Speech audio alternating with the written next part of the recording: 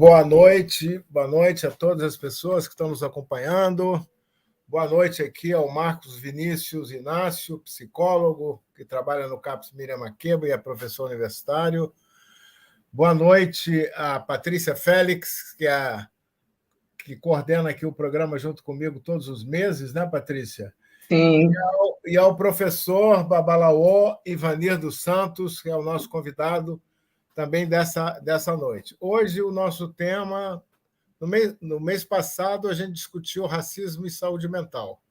Esse é o mês da consciência negra. Então, hoje nós vamos discutir saúde mental, a luta antirracista e a espiritualidade. Ou seja, nós vamos também comentar e discutir o tema da espiritualidade,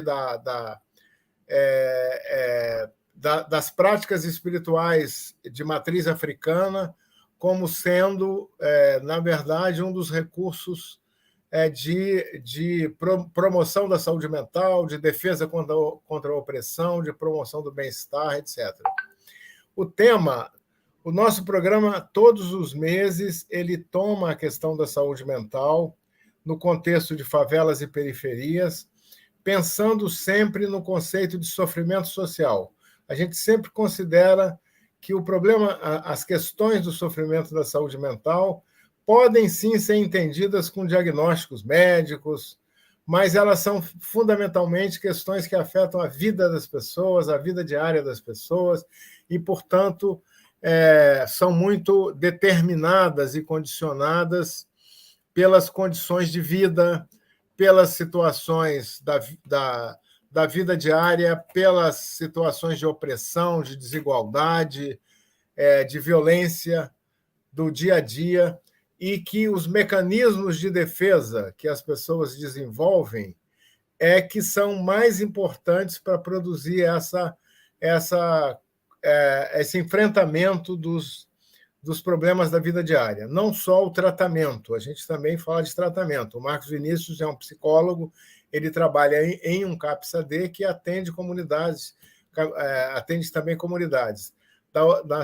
No mês passado, nós trouxemos 2 CAPs aqui que também trabalham em favelas e comunidades. Mas nós queremos hoje colocar a dimensão da espiritualidade, né? E colocar a dimensão da espiritualidade como sendo uma dimensão que se articula com a questão das terapêuticas. Tá? Não é terapêutica, mas se articula com a questão das terapêuticas. Do mesmo modo que todas as outras atividades que fazem a vida diária são atividades que vão definir a forma como nós vamos conseguir enfrentar os problemas de sabores e todas as formas de tensão, sofrimento, e como nós vamos produzir, na verdade, a nossa força interior, que é uma força também espiritual, para lidar com essas dificuldades. Então, a saúde mental, para a gente, é alguma coisa que se liga diretamente com o cotidiano, com o dia a dia. Então, acho que esse programa vai ser muito interessante. Eu faço sempre essa abertura e passo aí para a Patrícia Félix, que é a Patrícia Félix, com quem a gente sempre monta os programas e o tema, e aí ela vai falar aí, vai dar sua mensagem nesse início do programa. Nós combinamos que primeiro falará o Marcos Vinícius, relatando sua experiência no CAPS, né? No CAPS, como um psicólogo que tem um debate sobre a questão do racismo e saúde mental, e depois nós teremos a palavra do Ivanir, tá bom? Patrícia Félix, com a palavra. Então, salve, boa noite. Quero agradecer aos convidados dessa noite. Ivanir é um camarada que a gente, na verdade, a gente sempre se encontra, acho que há 35 anos a gente vem se encontrando aí na batalha, né, Ivanir? E a gente sempre fala muito, a gente fala muito no olhar quando a gente se encontra. Não precisa falar muito da onde que a gente vem. Eu sei que nossos caminhos estão traçados e a gente está aí nessa luta antirracista, nessa luta de valorização pela nossa ancestralidade.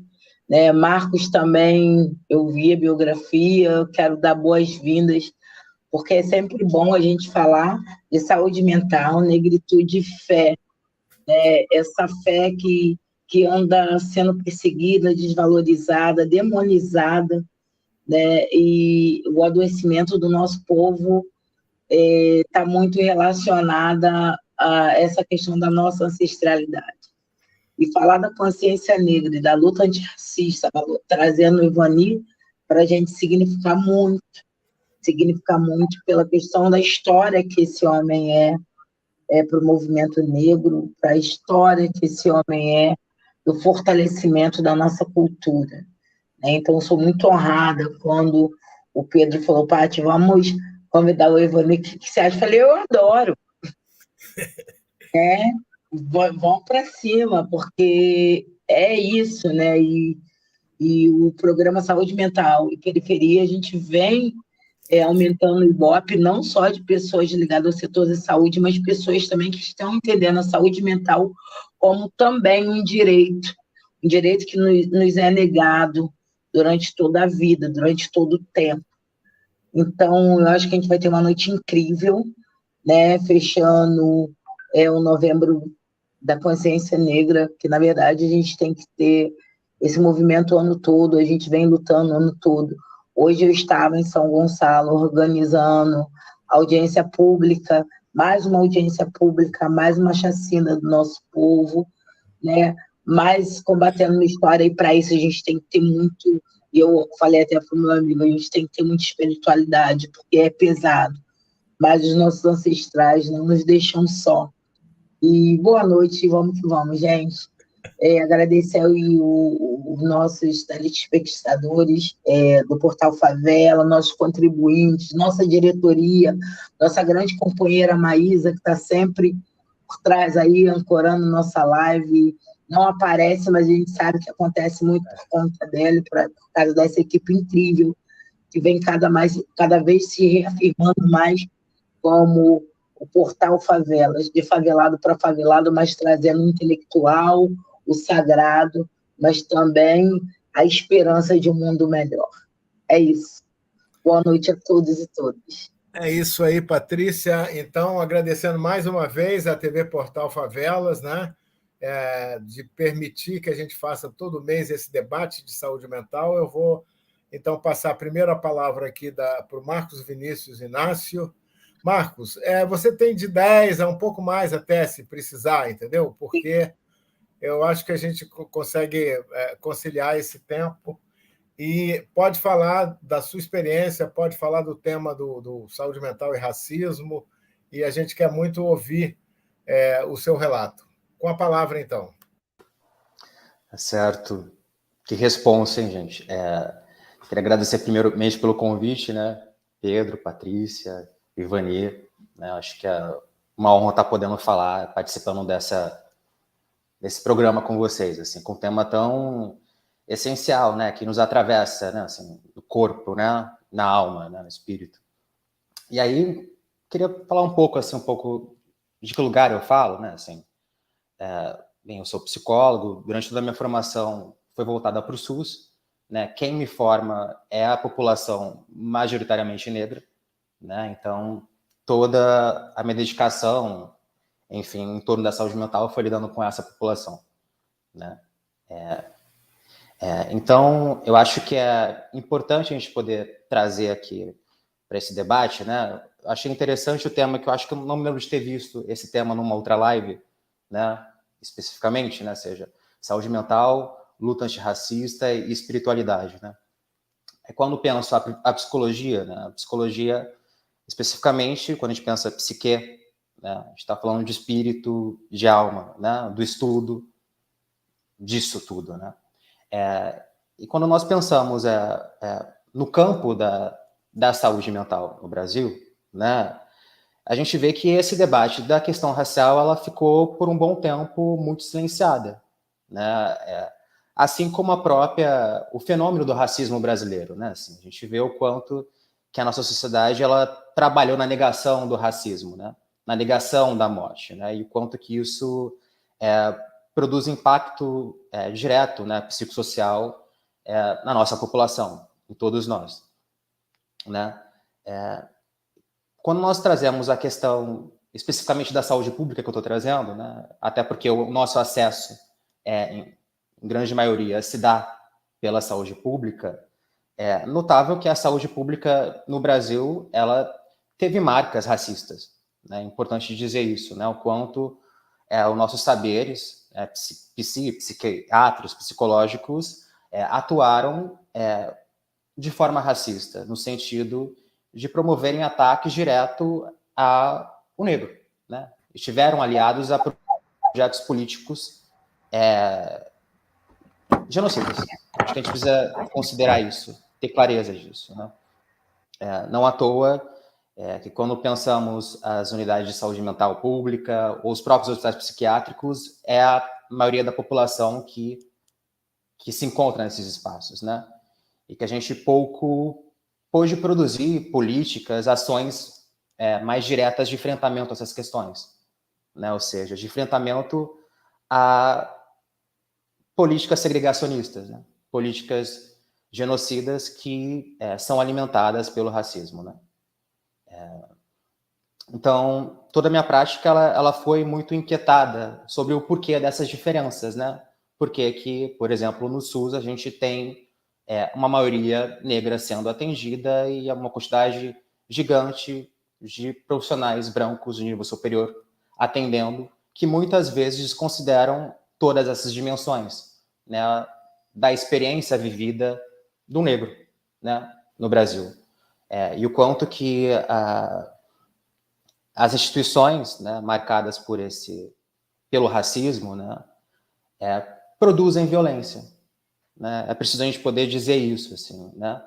A partir do momento que nós não desenvolvemos a chamada competência cultural, no sentido de compreender que população é essa que a gente está atendendo, quais são os recursos, né? O que alimenta a alma, né? E isso é uma questão, acho que central, né? Ou seja, a gente está tendo essa discussão aqui, novembro, né? Novembro Preto, mas ela, como a Patrícia ela trouxe, ela deve se manter durante todos os anos, né? Porque é a nossa população, né? Não é, a gente não está dizendo de uma minoria. Então, qualquer ação que desconsidere a racialização do país, né, as diferentes formas de opressão, ela, na verdade, atua reificando o que está dado, né? Então, ser antirracista é poder reconhecer os recursos da população negra brasileira, né? Entender, inclusive, a tecnologia do terreiro como produção de cuidado, né?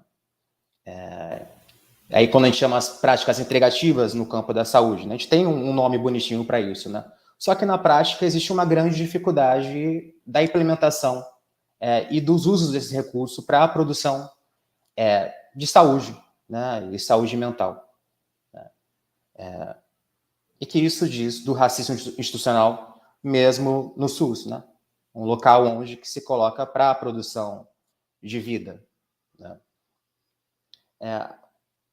Do ponto de vista assim clínico, assim, é importante dizer o quanto, né, que o nosso racismo, né, quando a Lélia Gonzalez diz, né, sobre esse racismo brasileiro, né, a neurose brasileira que nega o fenômeno, né, mas que ele aparece em atos, né, de violência, assim, é muito corrente, né, a questão da espiritualidade, mais especificamente da religião, né, com relação à população negra, né, assim. Muito frequentemente, né, acho que a gente pode primeiramente entender a espiritualidade, né, com produção de sentido, isso que eu consigo pensar, né, sentido de vida, como um fator importante de proteção em saúde mental, né. E o que tem acontecido com muita frequência, né, é a nossa dificuldade de compreender as rasteiras que o racismo dá na nossa cultura, né, na nossa subjetividade, né, assim. Ou seja, é muito comum pacientes, por exemplo, que frequentavam terreiros, que tinham uma relação muito positiva de produção de vida com esses espaços, né, e com o avanço, por exemplo, né, de diferentes segmentos aí, religiosos, com outras perspectivas mais intolerantes, né, que se aliam ao projeto, né, genocida do nosso Estado, acabam se afastando desse cuidado espiritual, desse cuidado do que faz sentido para você, né? Enquanto negro, enquanto fazendo parte dessa cultura que é frequentemente negada, violentada. E que isso retorna clinicamente, assim, muito frequentemente, né? E geralmente, assim, ultimamente a gente tem conseguido fazer algumas ações, por exemplo, CAPS, assim, trazendo mais da ancestralidade, né? Da cultura negra. E que isso a gente vê, às vezes, por exemplo, com práticas, por exemplo, de sujeitos que acabam se alienando a um discurso que vem como projeto, né, de Estado, né, quando tem acesso, né, quando a gente pode colocar como questão, mas por que tal coisa você acha que é ruim e essa coisa é boa, né? Quando começa a se colocar essa questão, a gente vê o clique, né, no olhar dos próprios usuários, assim, né, da vida, e do quanto que a gente vai meio que naturalizando, né, essas rupturas que ocorrem, né? Ou seja, o fulano que frequentava o terreiro, de repente, vai para uma dimensão completamente oposta, né?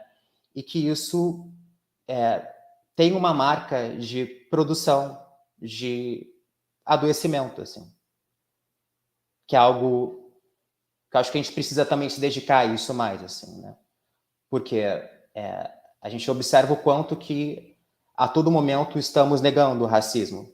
Porque é uma coisa nós falarmos do reconhecimento do racismo, né? Isso dizer da boca para fora, enfim. Outra coisa no sentido prático, né? Ou seja, de colocar isso que a gente olha como natural, esse embranquecimento da nossa cultura, essa imposição cultural que produz sofrimento, né? E tratarmos como algo natural, né? Isso contribuirmos para o racismo, né? Então, é necessário que a gente possa produzir literalmente aí furos nesse discurso, né? Desnaturalizando esses deslocamentos tão bruscos, assim, né? Porque a gente precisa dizer que ser negro no Brasil, né, e ter essa consciência da negritude é ter consciência total de que você é atacado sistematicamente em todos os níveis, né? Da alma, do corpo, né? E que se no plano das instituições que estão colocadas para lidarem com essa população, a gente não consegue estranhar isso que vai sendo dado como natural, né? E aí, mais uma vez, eu digo da importância da gente poder trazer mais a tecnologia do terreiro, né? Trazer o que diz sobre a nossa cultura, né? Como produção de vida, né? E que é um desafio muito grande, assim, né? Produzir esse deslocamento, né? Essa mudança de postura. Então, ser antirracista necessariamente, acho que tem um diálogo com ser antimanicomial, né? Quando a gente diz todas as questões do movimento da reforma, né? Que diz ser anticlassismo, enfim, racismo, sexismo, mas que isso precisa aparecer em ato, né?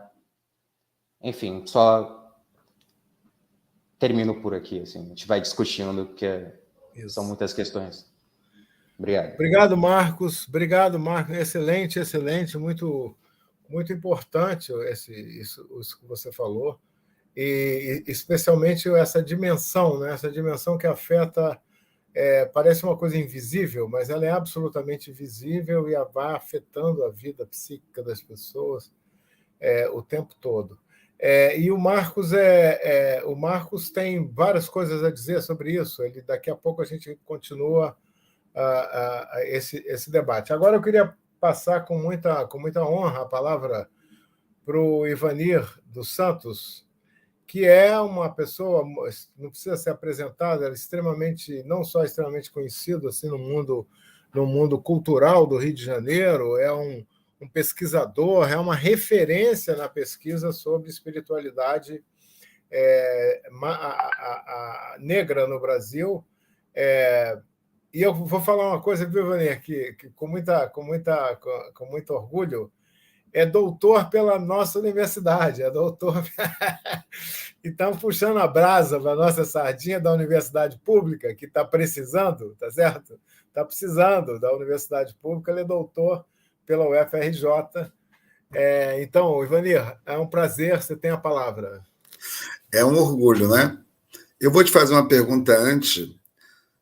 Pedro, você é irmão do Paulo Delgado, não? Então, eu vou te contar uma história que você não lembra. Nos anos 80, eu conheço você há muitos anos, né? Então, nos anos 80, você fez um encontro em Minas sobre questão manicômio, e eu fiz parte desse encontro. Foi, eu me lembro. Lembra disso? E quando eu vi você, eu falei assim, gente, não acredito, né?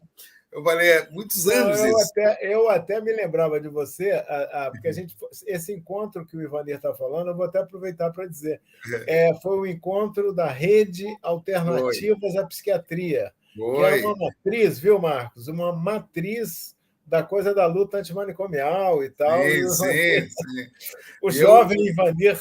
Estava lá, jovem, ex-alunos da FUNABEM, e era da Exatamente, associação. Ex-alunos da FUNABEM. Como é que é a vida, né? Cara, muitos anos, né? Eu estou vendo você falar e estou falando, eu não acredito que é isso. Isso quer dizer uma coisa importante, que é a espiritualidade, né? Você vê, anos depois, 30 anos depois, né? Eu venho encontrar com você. Então é um prazer, você não sabe, um prazer enorme, né? Estar fazendo parte aqui. Marcos, essa juventude, eu tenho dito que nós temos que ter muito orgulho de uma juventude que está vindo aí, né? Com novas perspectivas de discutir o racismo nas várias áreas que nós temos, né? Eu acho que isso é um motivo de orgulho. Na geração nós éramos um grupo menor, né? Quem era referência nesse campo era a Neuza Santos, que acabou agora de ser lançado o livro dela de novo agora, né? Tornar-se Negro, que acabou se suicidando. Né? Patrícia, grande companheira, grande amiga, temos nos encontrado aí. Então, um prazer, né? Um prazer estar aqui nessa conversa, nesse diálogo, levando em conta que eu moro na Mangueira, né? Eu nasci na favela do Esqueleto, onde era o UERJ, e moro na Mangueira. Então, estou bem nesse debate, né? Estou tanto na academia, né? Sou professor lá na História Comparada, quer dizer, fiz doutorado, de fato, lá, e agora sou professor lá, inclusive, né? Orientador. E é um prazer, você me sabe que coisa maravilhosa nos reencontrarmos, viu, Pedro? E com esse tema, com esse debate, não é o meu tema específico, não é a minha área específica. Né? Mas é interessante observar como viver numa sociedade cartesiana, onde as instituições, né, que se universalizaram, tem um modelo de construção de família, né, de relações sociais, né, de relações de trabalho, que está moldada e alicerçada justamente no racismo. Justamente no racismo. E uma sociedade que não aceita a questão espiritual, a não ser no campo da religião, né? Na teologia, na igreja. Né? E a academia tem também dificuldade de lidar com esse tema. E lidar com grupos, né, que têm suas origens justamente no equilíbrio, quer dizer, não tem essa ideia de que, do ponto de vista religioso, que o espírito é a fonte da razão e o corpo é a fonte do pecado.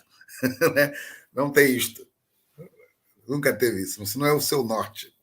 Seu norte é diferente. Seu norte não tem vida, não tem relações sociais, culturais, espirituais, se não levar em conta as forças da natureza. Né? Na verdade, esse é o ponto central. Né? A terra, o mar, a terra, o ar, a água e o fogo é fundamental para entender.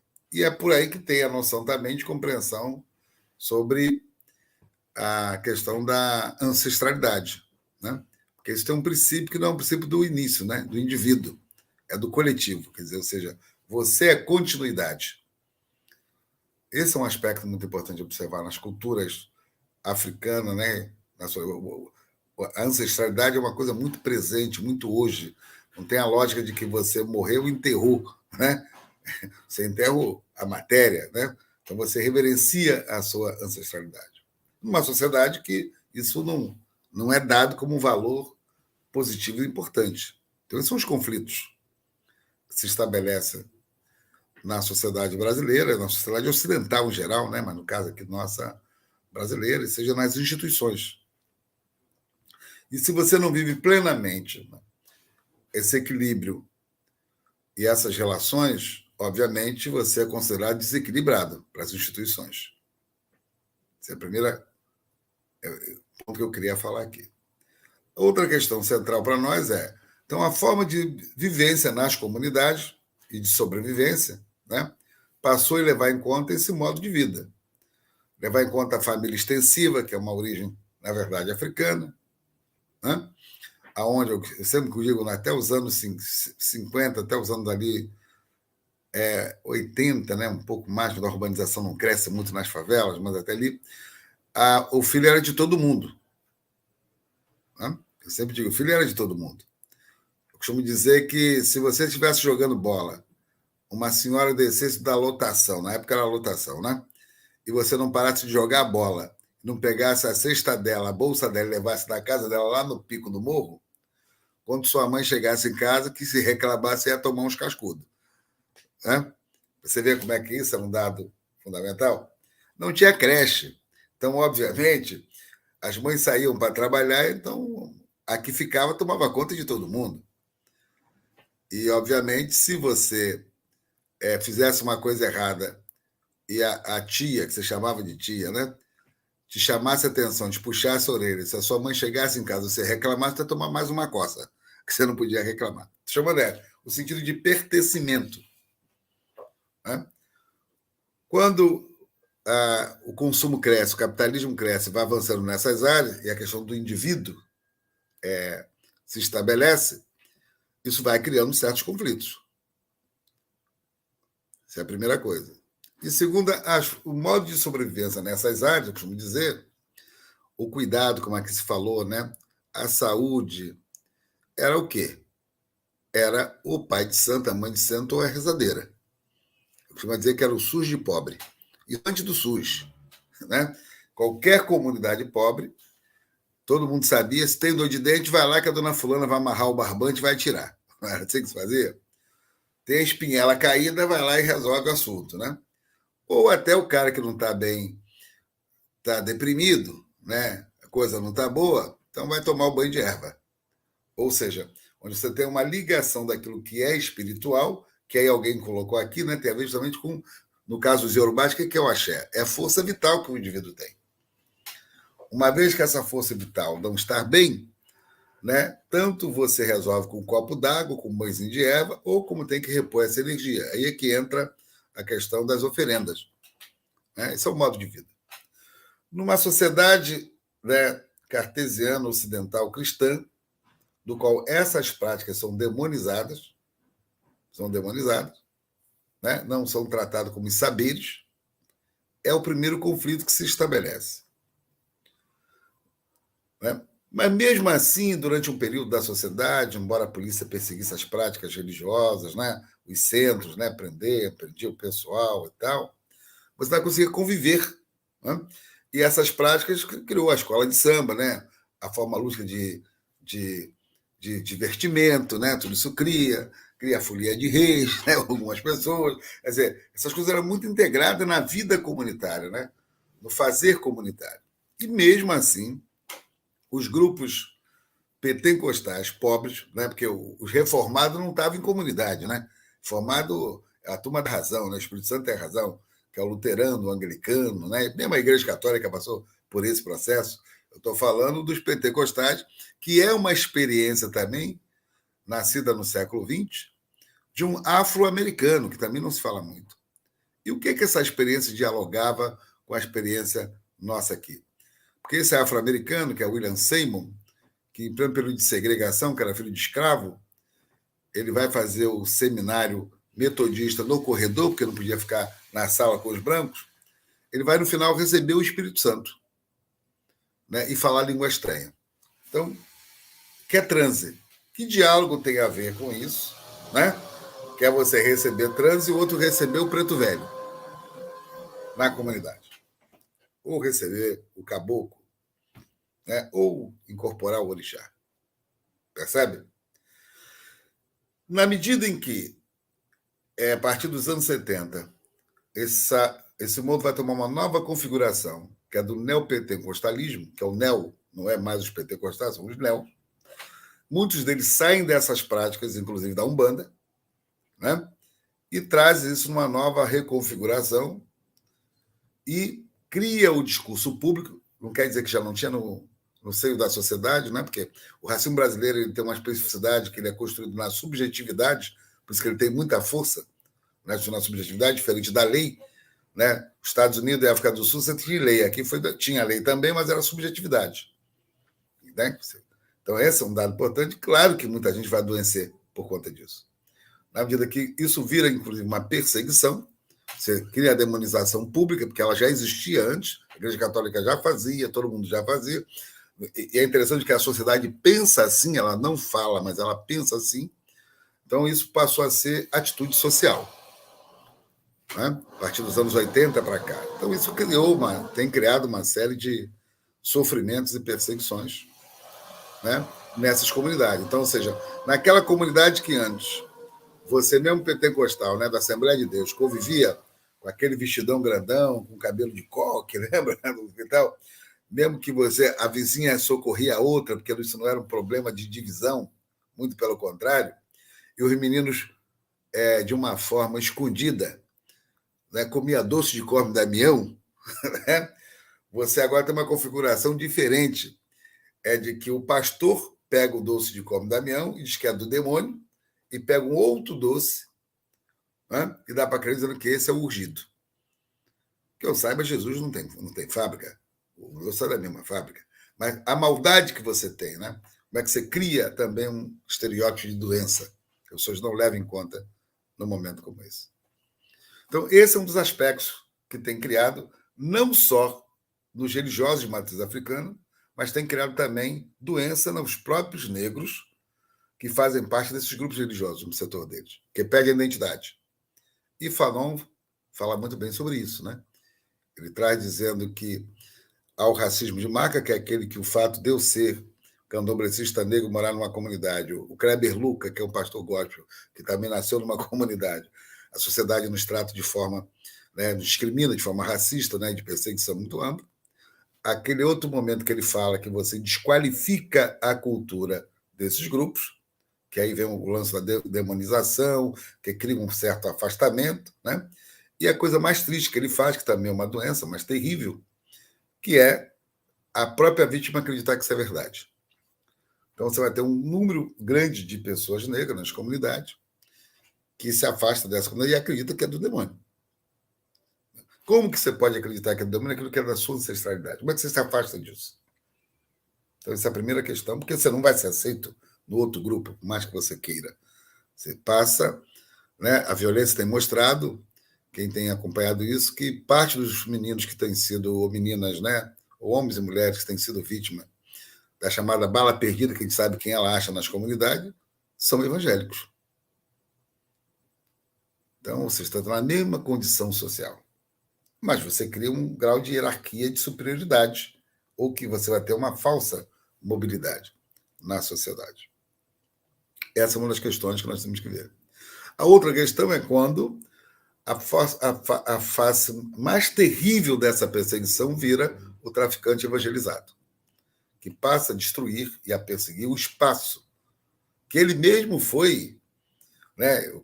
Enquanto mãe de santo que são expulsas, e que diz que rezou ele quando ele era criança, né? Que foi atendido por essas mulheres, né? E por uma razão de fora, de uma perseguição engendrada de fora, cria um problema. E tem que observar que, na medida das doenças, como o Marcos aqui falou, é que quando você persegue uma casa de candomblé ou de umbanda, expulsa da comunidade, você esquece que esses locais também são locais de moradia, não é lugar só de culto. É lugar de moradia que abriga famílias, não só a família, né, como a chamada família de santo, e muitos até têm filho de santo que largou o filho lá e foi acolhido por esses lugares. Então, o processo de adoecimento, de perseguição, ele é muito grande.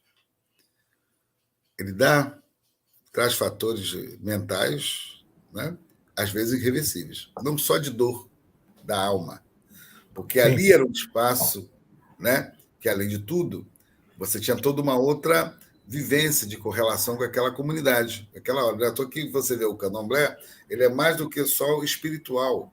Quem lê só de forma espiritual não entende que é um equilíbrio. Ali você tem as práticas espirituais, sociais, culturais, né? Uhum. É o mesmo local, e sociais. Sim. É coletivo, numa sociedade que tem uma lógica diferente, numa religião que te vende que você vai ter salvação eterna individualmente, salvação individual. Nesses grupos não são individual. Sim. Então, é interessante compreender como é que essas construções têm sido terríveis. Tem nos dado... tem produzido muita dor e muita doença psíquica. Sim. Eu digo, mas não é só de um lado, do outro também. Ok? Vou ficar aqui. Claro. Ivanir, Marcos e Patrícia, já tem até algumas perguntas aqui para o Marcos. Tem uma pergunta até sobre a questão da experiência de ouvir vozes, de que maneira que ela é interpretada também do ponto de vista da espiritualidade, que é uma questão direcionada, tá vendo? Uma pergunta aqui da Ana Clara Moreira. Gostaria de ouvir do professor Marcos sobre a questão de ouvir voz e espiritualidade. E eu queria fazer, eu quero colocar uma questão geral, assim, além dessa pergunta, viu, Marcos? E para o Ivanir também e para a Patrícia. Eu acho, a gente é do campo da atenção psicossocial, então a gente entende essa coisa do mal-estar como algo que está ligado ao dia a dia, aos problemas, à violência, a essa situação que se produziu de mal-estar. E eu queria só lembrar aos ouvintes aqui que o Ivanir Ribeiro estuda essa questão da perseguição às religiões afro, cobrindo um período dos anos de 1950 a 2000 e tanto, não é isso? O seu estudo é um estudo que mostra que, embora isso tenha recrudescido, tenha se tornado algo agora mais grave na Bahia, no Rio de Janeiro, mas no país inteiro, é alguma coisa que tem uma certa uma história aí, que é uma história de intolerância religiosa, né, Ivanir? Vem do Império, no caso do Brasil, vem do Império. Desde o Império, exatamente. E aí o racismo, quer dizer, não precisa falar, o racismo é o nutriente disso tudo, né?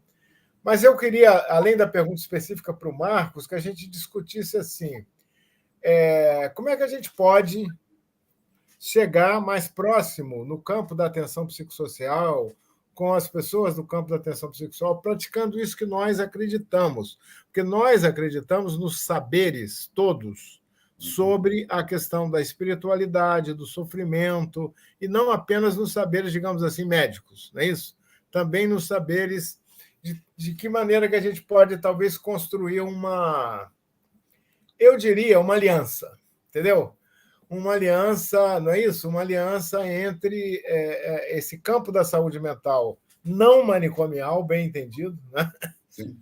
Não manicomial, quer dizer, não é aquele que fica pensando o que está certo, o que está errado, o que não cartesiano, não manicomial, de tal maneira que a gente possa ir construindo, digamos, uma aliança mesmo, uma aliança na direção do bem-estar, que certamente tem um componente espiritual, né? Vamos começar pelo Marcos e depois o Ivanir e a Patrícia. Pode ser assim? Marcos, começa aí. Certo. Bem, depois dessas falas todas, né, escutar o Ivanir... Você tem uma pergunta sobre ouvir vozes, hein? Uma pergunta que eu prefiro jogar na roda também, mas assim, eu fiquei pensando, Ana Clara, certamente, assim, a questão da espiritualidade, isso a partir de casos, assim, né, muito comum, pessoas que escutam vozes conseguirem desenvolver isso no terreiro, né? E que quando tem essa ruptura, os casos recentes, tá, gente? Assim, quando tem essa ruptura, algo degringola, né? Porque não tinha um lugar, né, para materialização daquela vivência e reconhecimento daquela vivência, né? Então, acho que certamente existe essa possibilidade, né, enquanto recurso protetivo da espiritualidade, né? Contudo, acho que a gente tem que ter muito cuidado também para não ficar enfim, psicopatologizando, né, experiências espirituais, religiosas, que têm o seu lugar, que têm a sua função, né, social, que eu acho que essa grande delicadeza, assim. Aí eu queria escutar o professor Ivani sobre essa Patrícia questão. falar um pouco e depois a gente volta para o Ivani. Patrícia, diga. Eu, Evani, na mesa é muita responsa, né? Mas, como mulher preta, há 35 anos trabalhando com população de rua, é muito comum a gente encontrar a identificação, né, do que é sagrado, principalmente para a população mais vulnerabilizada, que está longe desse eurocentrismo, né, que toma conta do grande capital, porque quando o Ivani traz a questão dos nossos companheiros que estão dentro das favelas, ou companheiros que estão em atividades ilegais, no varejo do tráfico, a gente vê também, a gente não pode esquecer que as igrejas neopentecostais, elas utilizam várias formas de captação e de lavagem de dinheiro, né? Então, tem a questão também de toda uma alienação pelo capital e o afastamento das suas origens. Como também tem a questão do capital, de alguns produtos que vai focar essa ou aquela população, esse ou aquele indivíduo. Então, assim, quando a gente fala das religiões, a gente fala também muito, eu vejo muito isso, né? Da questão, e com a saúde mental, eu não vou falar como especialista, mas a gente vê realmente pessoas que se afastaram do que era sagrado, da ancestralidade, dessa luta. E quando a gente oferece, dentro do nosso trabalho, o respeito a essa ancestralidade, o respeito a esse espaço, e quando a gente trabalha, nós temos pessoas maravilhosas fazendo esse tipo de trabalho. Nós temos a mãe Flávia Pinto com a Casa do Perdão, que está dentro dos presídios, que estão conversando com essas pessoas e que aceitam realmente essas pessoas do jeito que ela é, sem impor as mudanças. Então, quem é LGBT, continua LGBT, quem, né, e vai aceitar de acordo com o que a pessoa é, sem focar um produto que é o meio deles fazerem isso. Então, é muito triste. E quando essas pessoas entregam e são utilizados a sua fé, é onde que a gente fica mais preocupado, que a gente entra no fanatismo religioso. Não que essas pessoas não tenham fé, não que essas pessoas saibam, mas elas são utilizadas por organizações que de religiosas muitas vezes não tem nada, né, Ivani? Mas eu acredito muito na lei do retorno, acredito muito na força divina e no sagrado. E acredito que tudo tem um retorno de fato, né? E a gente vê esse resultado. E a gente também vê a resistência desse povo de terreiro, a gente vê a resistência e a gente vai lá atrás, nas nossas ancestrais, o quanto que a gente vem decorrer. Então, assim, essa perseguição hoje a gente vai ter lá atrás também, né? E como a saúde mental vai entrar nessa aliança? É a gente dando espaço a esse sagrado, é a gente ouvindo esse sagrado, é a gente respeitando esse sagrado. Porque quando você respeita aquele indivíduo preto, aquela indivídua preta, você está respeitando toda a história que aquele povo traz. Então, uma questão que eu daria para a galera da saúde mental, para os especialistas, para essa galera que está maravilhosa, que eu trabalho muito com CAPS, eu tenho companheiros meus aqui assistindo agora, e acredito muito nesse trabalho em conjunto que eu faço, a questão mesmo de ouvir o outro, né, de respeitar a história ancestral que esse carrega. E saber que essas igrejas neopentecostais é um projeto mais ligado ao mundo capitalista, ao meu ver, do que propriamente a evolução espiritual. Porque o Ivani falou dos coques e dos saiões, né? Na nossa época, nossos crentes falavam em amor, né? Não falavam em morte. Ele queria resgatar o preso, ele não queria matar o preso. Então, tem toda a questão de renegar a questão política, social que essa pessoa vive, mostrando só um lado, a salvação. E a salvação vem com a vassoura ungida, com um terreno, um céu e tantos outros absurdos, mas a gente tem que respeitar e tem que aproximar e tentar trazer essa ancestralidade, porque ela está lá e ela grita, e a gente sente ela bem presente. Mas você acha, eu vou dirigir essa questão para o Ivanir, vocês acham possível assim, reconstruir algum diálogo, não com, digamos, com esse uso instrumental da religião, por exemplo, neopentecostal, que a gente sabe, por exemplo, na nossa área, que muitas instituições que são comunidades terapêuticas, elas trabalham no sentido do tratamento obrigatório, confinamento e imposição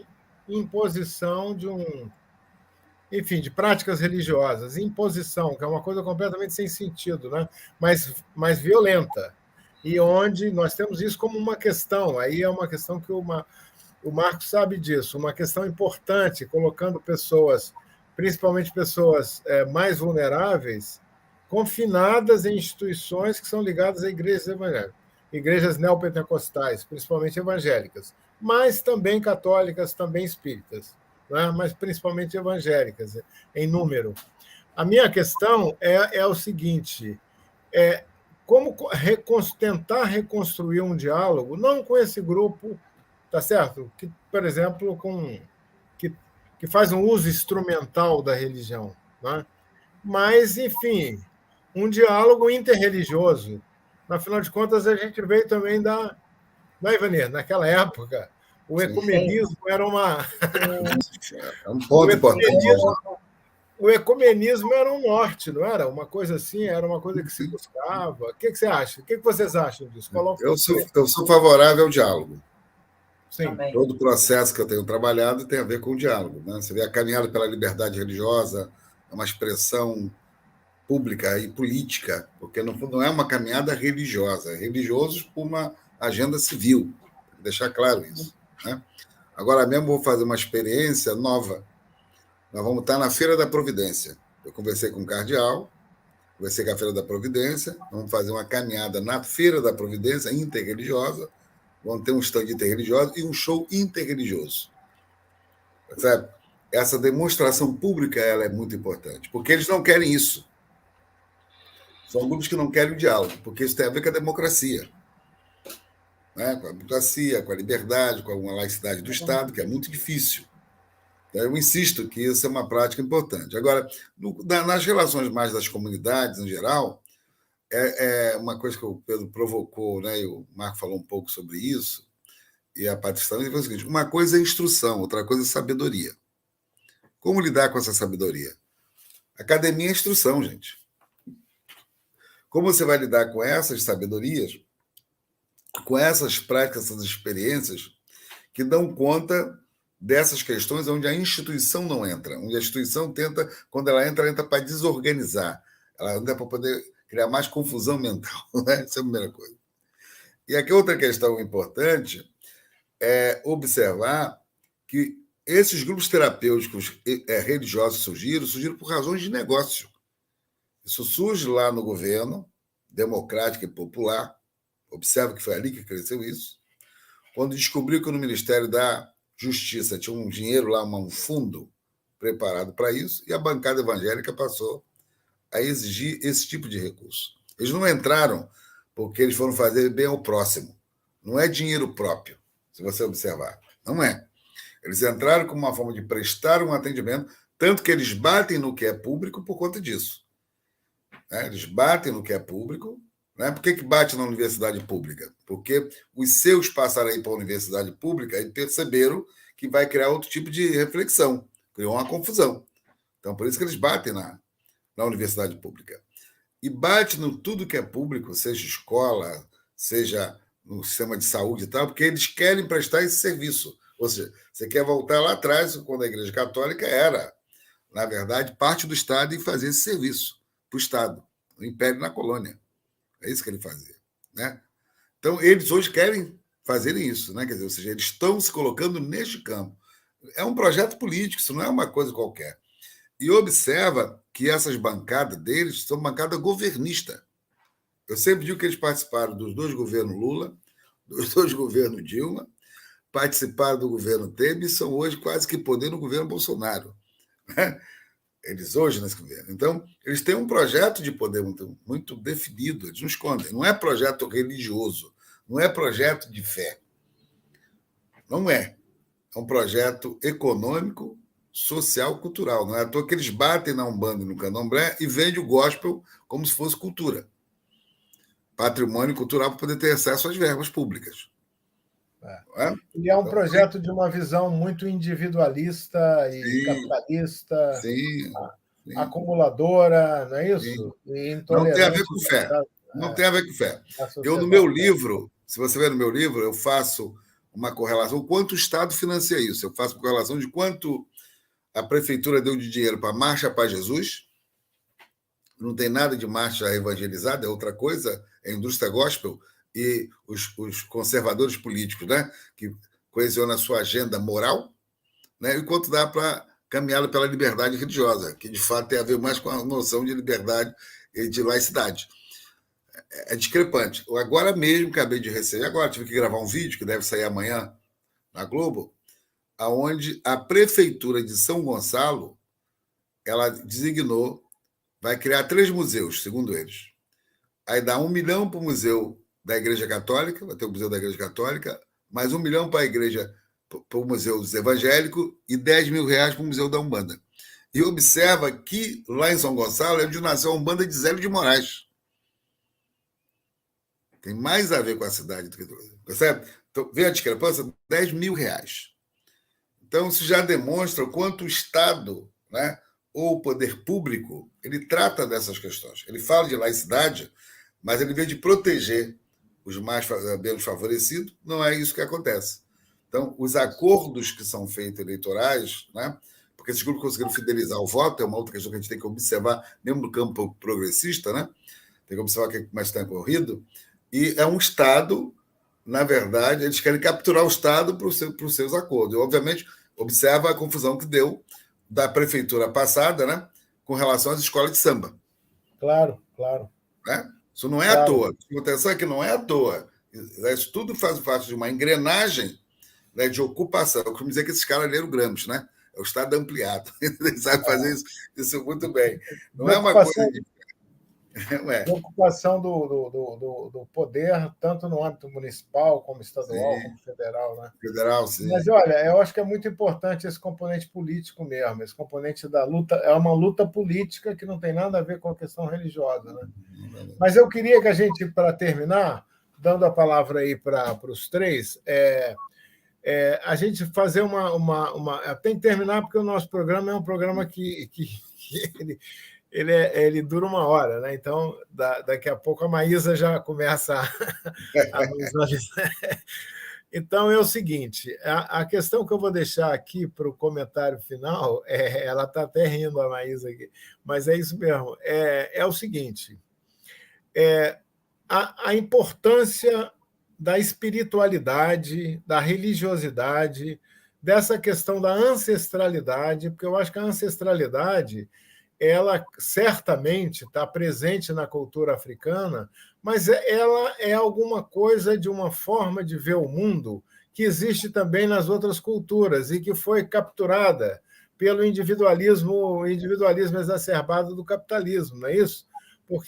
E aí, na verdade, a cultura africana nos ensina isso, que é o valor do ancestral, o valor da ancestralidade, que é uma linha do tempo, não é isso, Ivani? É uma linha do tempo que não... Ela é circular. Ela é circular. A vida exatamente.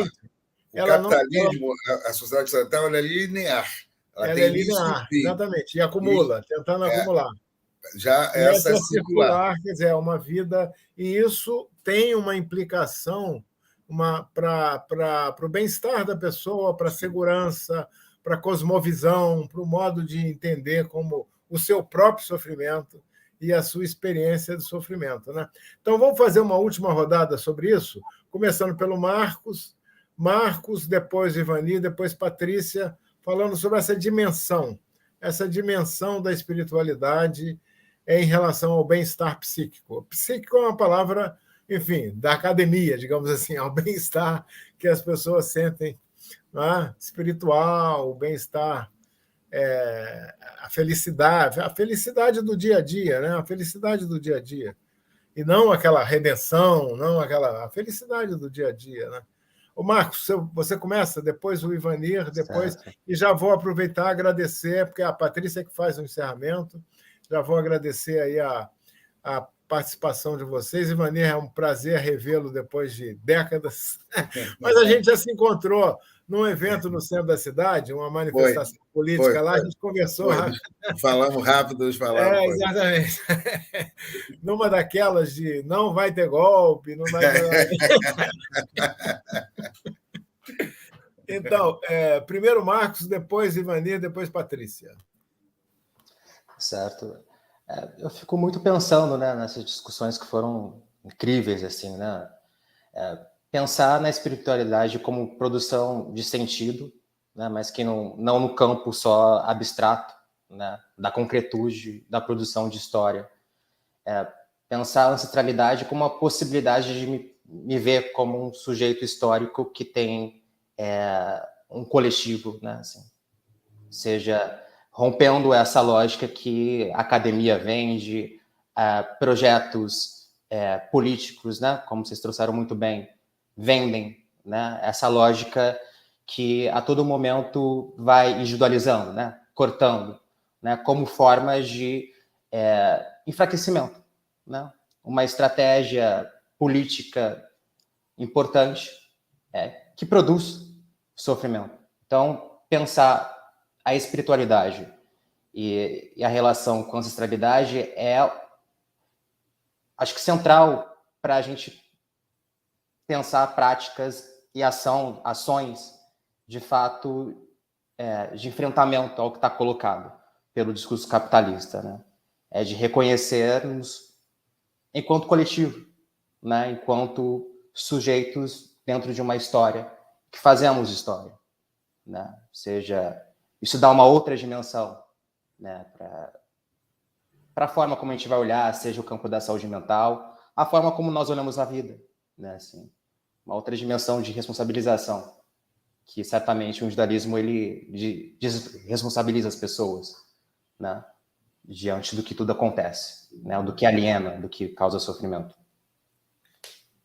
Bom, eu vou tentar ser rápido, porque isso daria muito tempo, mas ancestralidade, além de tudo, como você explica um menino negro que nasce numa favela, filho de uma prostituta, que tem a mãe, descobre depois que a mãe foi assassinada por um policial da Invernada de Olaria, e descobre que a mãe dizia que ele ia ser doutor, e ele se torna doutor pela UFRJ. Isso é ancestralidade, né? Isso é ser conduzido a um caminho que você linearmente não sabia. Cartesianamente, você não podia ter projetado. Eu sou o maior exemplo de que essa ancestralidade ela é viva, que ela existe, que ela conduz, né? Então, eu queria só dizer isso, né, no final. Poderia deixar de falar sobre isso. Eu sou o maior exemplo do que é essa ancestralidade. Uma pessoa que não tem pai, não tem mãe, né? Descobre pai depois de 40 anos, faz esse circuito todo e chega, né? E ela dizia com 6 anos, ele vai ser doutor, né? Isso está no meu livro, inclusive, no prólogo do meu livro, né? E ele vira doutor. Quer dizer, percebe? Ela anteviu e ela foi assassinada. Ela não estava aqui, mas ela ajudou a conduzir. Então, a ancestralidade é isso, ou seja, você é conduzido quando você se permite. Então, não é essa coisa linear. A ancestralidade cria muito mais sofrimento do que você entender aquilo que está. Igual o Vivosa, aqui que fizeram a pergunta, né? Isso tem a ver com outras coisas, né? Aí o oráculo é que fala sobre isso. Então, é isso que eu queria apenas dizer aqui. Que coisa maravilhosa. Que coisa maravilhosa, Ivanir. Patrícia, você vai fechar o programa, tá? Ok. Olha, depois da Ivani, e a gente está aqui 3 negros, né? Nesse espaço, isso é ancestralidade, né? As vozes dos nossos, lá atrás. Eu sempre me pego nessa reflexão. O que seríamos de nós sem os nossos, né? E a ancestralidade é o caminho para onde você vai, apesar de todos os conflitos que você vai encontrar no meio do caminho. É você se sentir valorizado como ser completo. Talvez não é isso que eles não queiram, No sábado, nós estávamos na Consciência Negra lá em Madureira, e eu, em cima do carro, eu vendo aquela multidão, aquela negralhada, aquela pretalhada toda lá embaixo, e eu pensava assim, caramba, os eventos políticos de formação a gente faz no centro, em Copacabana, mas é impossível a gente fazer esse movimento cultural da negritude como Madureira, como no samba, como no Zumbi dos Palmares, na Vila Vintém, Padre Miguel, como em Santa Cruz, e ali está a nossa ancestralidade. Isso é empoderamento, sabe, Pedro? Isso é empoderamento, isso é liberdade. E o capitalismo ele não quer isso, ele quer a dominação. E essas igrejas neopentecostais, ela é essa dominação. Mas a gente está na luta. Nossa ancestralidade falou que teria um Evani, uma Patrícia e um Marcos no meio do caminho. Estamos aqui. Quero agradecer a todos e todas que deram a graça de estar assistindo esse programa, que vão assistir depois, eu tenho certeza disso. Nos acompanhem, contribuem com o Portal Favelas, fiquem de olho na nossa programação. É uma TV que a gente traz temas relevantes para a nossa construção do nosso território, e falar de saúde mental é um grande avanço que a gente tem, né, nesse debate, nesse diálogo. Falar isso para favelados, para pessoas que, na perspectiva humana, não seria esse espaço de fala, e a gente está aqui, é muito importante, é muito interessante. A gente agradece, a luta antirracista é de todos nós e vamos precisar de todos os braços possíveis. Viva Zumbi, viva a Dandara, e fechando o mês da Consciência Negra com esse programa lindo. Valeu, Evani, mais uma vez. Estamos juntos, companheiro Marcos. Valeu, a gente se encontra aí nas nossas missões. Excelente.